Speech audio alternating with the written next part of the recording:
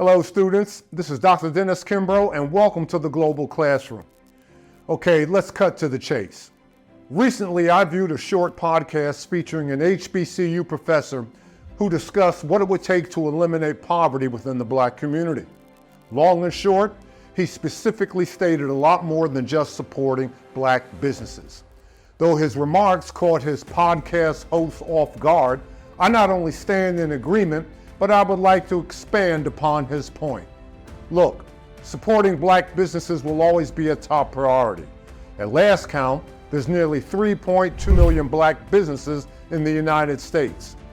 Approximately 6 in 10 Black adults say supporting Black businesses or buying Black is crucial for closing the racial wealth gap. Though Black-owned businesses in the U.S. have grown significantly in the past decade, they still comprise a small share of firms and revenue with regard to the GDP. Across the country, the rate of Black business ownership rose 38% compared to pre-pandemic levels, which has translated into real economic impact and job growth. Those same Black businesses have generated $206 billion in annual revenue and supported 3.6 million jobs. But in spite of this growth, as of 2020, Black businesses barely account for 3% of all U.S. firms and only 1% of gross revenue. So obviously, supporting Black businesses is not nearly enough. So what's the answer? Well, when it comes to owning and operating a business, we, Black America, need a mindset shift. Specifically, we got to understand and recognize the difference between a small business owner and an entrepreneur. Now hear me loud and clear. There's nothing wrong with creating and running a small business. Of those 3.2 million businesses, nearly 3 million are sole proprietorships. In other words, one man, one woman shops. And they were launched with less than $5,000. Yes, I salute small business owners. Small business owners are passionate. Small business owners overcome setbacks, and yes, small business owners are more than willing to sink their last dime into the dream.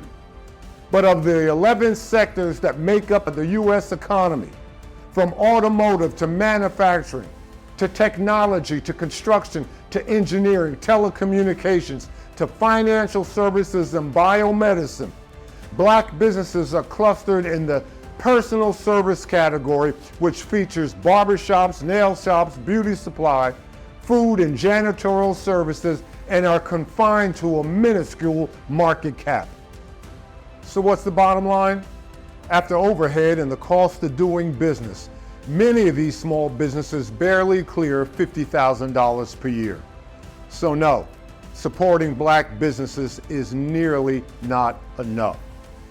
When it comes to closing the racial wealth gap, we need to unlock our thinking and change the model of how and why we do business. And it all begins with the definition of entrepreneurship. For the past 30 years, I've defined entrepreneurship as the pursuit of an opportunity without any regard to the resources at hand. Within this context, this is a conversation for our Black business leaders and business community. Contrary to Atlanta's water boys, who every spring and summer march up and down Peachtree Street distributing bottles of water for any compensation in return, entrepreneurs will never be complacent until they manufacture, own, and scale the retail infrastructure as well as the supply chain that moves the water from every distribution point, from ideation to recycling and sustainability. As true wealth creators, entrepreneurs will reverse engineer the entire process by developing the banking system and digital platform that lies at the center of the entrepreneurial life cycle and ecosystem.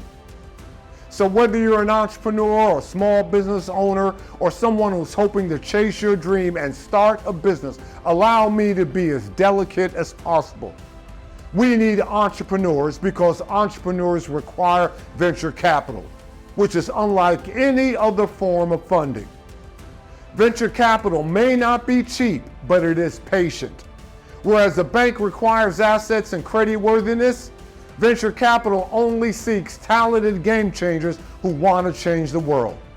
Whereas the bank requires a 50-page business plan, venture capital excels spreadsheets and projection models.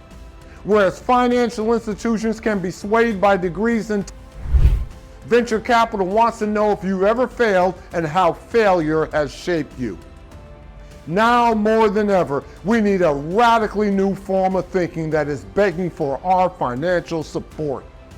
Unlike small business development, there are 5 stages of the entrepreneurial cycle, 3 of which small business owners will never face but are crucial to long-term business growth. Number 1, new venture creation.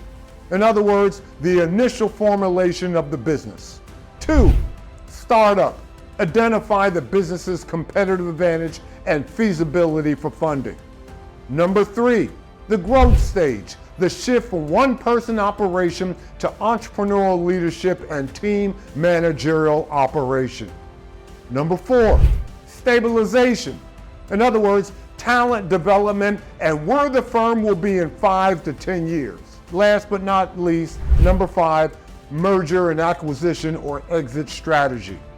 Yes, 5 simple steps to wealth creation. Simple, but not easy. Ironically, social media has glorified entrepreneurship without fully understanding the term. Yes, entrepreneurship can be heartbreaking. It can be gut-wrenching and pain-inducing.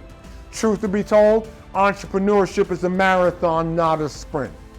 But as Apple founder Steve Jobs said it best, those people who believe they can change the world usually do. It's time that we, Black America, seek out, find, and fund the next Pinky Cole and Robert Smith.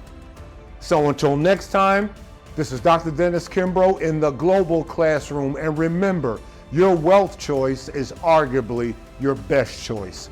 God bless.